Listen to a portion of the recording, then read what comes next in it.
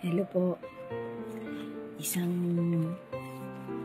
magandang pagkakataon po ulit guys para sa ating lahat. Excuse me po. Kumusta po kayo? God bless us all po. To God be the glory po ulit, and happy watching po. Sana po lahat po tayo malusog pa rin. Lahat tayo kabanding pa rin natin ang ating true family, ang ating immediate family, ang ating tunay na pamilya. Sa araw-araw na tayo humihinga pa, sa araw-araw na tayo nagsisikap na makapaglingkod, na makagawa ng maliliit na makakayanan pa nating gawin na inaakala nating mabuti at matuwid. Amen.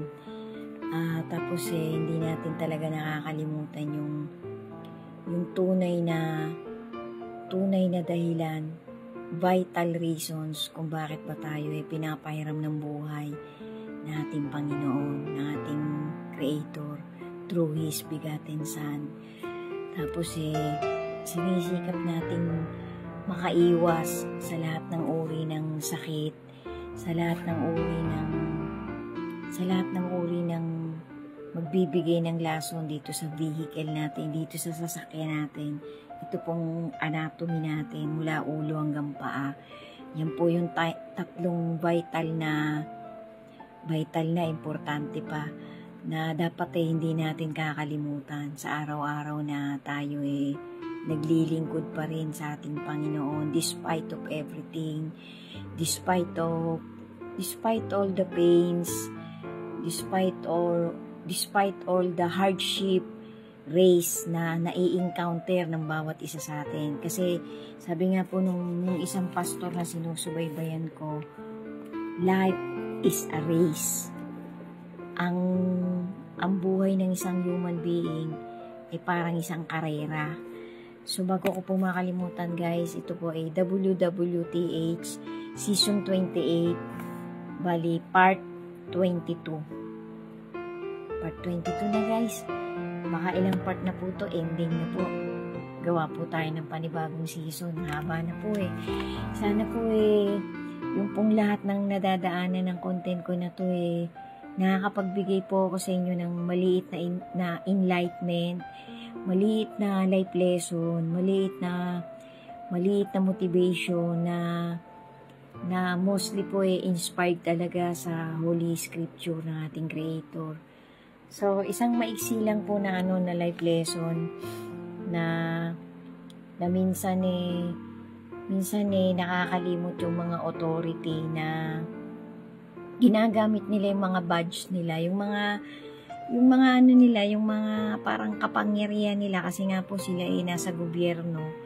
Kasi meron po ako napanood na isang content, nakakatuwa po na may lesson, malalim po yung lesson. Kasi merong isang matanda na nandun sa farm niya. Tapos bigla na lang may dumating na isang otoridad na parang medyo siga-siga yung isang otoridad na to So sabi niya kailangan kong i-search tong buong bakuran mo, itong buong bahay mo. Nakikita mo ba to? Pinakita yung badge nung isang isang authority, isang person with authority. Na sabing ganun ito nagpapatunay na ako mayroong karapatan na i-search ko ang buong kabahayan mo kasi meron kaming natanggap na tips, meron ako natanggap na tips na meron ka ditong mga illegal na mga bawal na mga substance, sabing ganun sa kanya. Tapos sabi ng matanda yung matanda parang parang hindi lang makapag-react, parang sabi niya sa sarili niya, sige, welcome ka.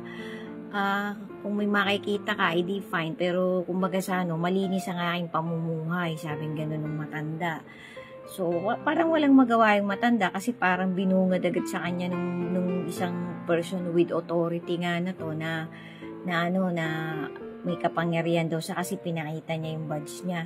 So, sabing gano'n ng matanda, sige, mag-search ka. Tapos, ang ginawa nung isang, person with authority, pumunta sa dun sa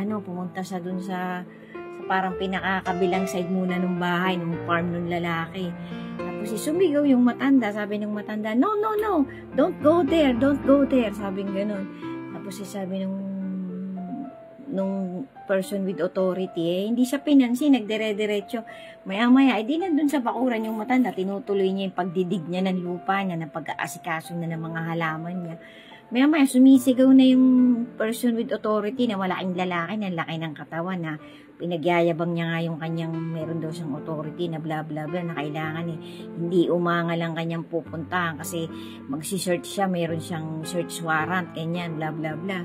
Sabi nung mamaya-maya, mga ilang minuto, hindi naawat ng matanda na wag pumunta dun sa side na yon. Hinahabol na yung pulis nung yung ng person with authority, ng isang parang, ewan ko kung major yun o general.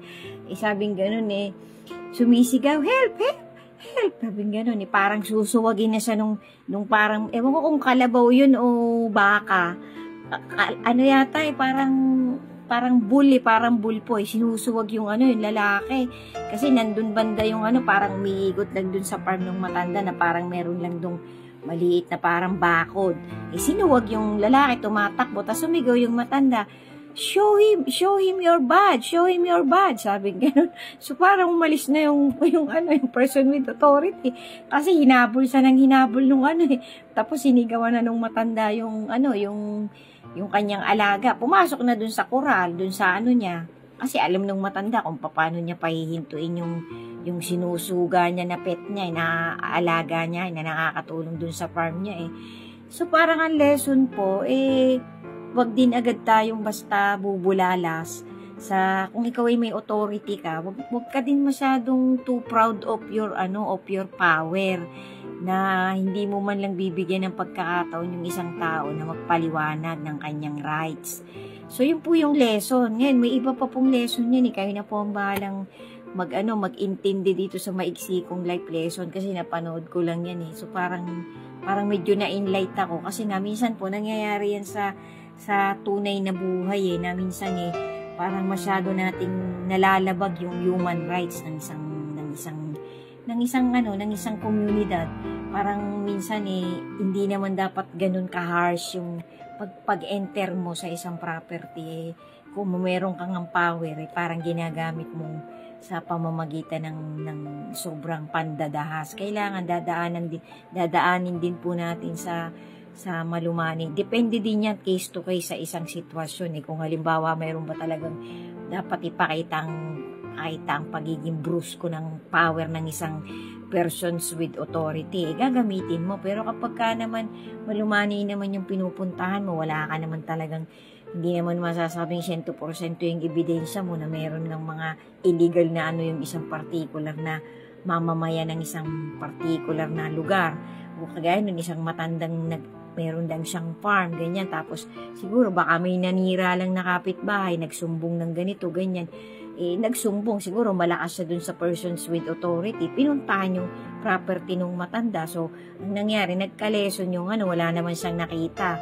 Parang pinaigsi na lang nung gumawa ng content yung kwento, pero pinakita na, nasuwag ka tuloy. Parang in a blink of an eye, nakarma yung kasi parang parang sure na kagad siya dun sa pinuntahan niyang lugar Dapat po talaga, before we use our discernment, our discretion, aalamin din natin minsan yung mga pasikot-sikot ng isang specific na topic o specific na insidente o specific na lugar o specific na tao.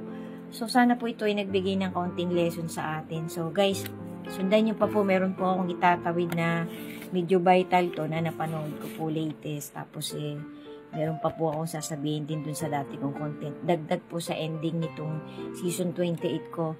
So, thank you so much po. Sana po kahit papano, ito talagang season 28 ko na to nakapagdagdag po sa inyong lahat ang bawat part nitong season 28 ko ng maliit na booster sa pinangahawakan nating maliit na faith sa ating Creator.